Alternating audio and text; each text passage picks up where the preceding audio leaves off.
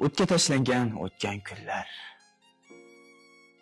Habibulla Qodiriyning Otam haqida kitobda yozilishicha, voqea qahramonlaridan biri Abdulla Qodiriyning O'tgan kunlar romanini yonib turgan olov ichiga tashlagan. Bu haqda taniqli tojik yozuvchisi Jalol Ikromiy shunday hikoya qiladi.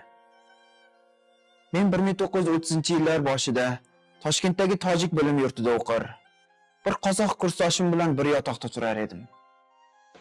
Shunda birinchi bor O'tgan kunlarni o'qidim. Uni kecha-kunduz berilib o'qirkanman. Qozoq do'stim, bu kitobni uncha o'qiyverarsan deb ajablanardi.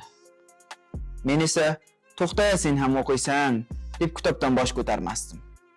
Nihoyat romanni bitirdim va qozoq do'stimga o'qishga tavsiya qildim.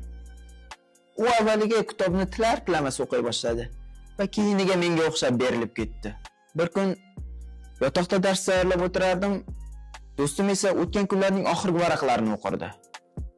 Birdan u sakrab o'rnidan turdi va borib pechkani ochdi-da, qo'lidagi O'tgan kunlarni yonib turgan o'tga tashladi.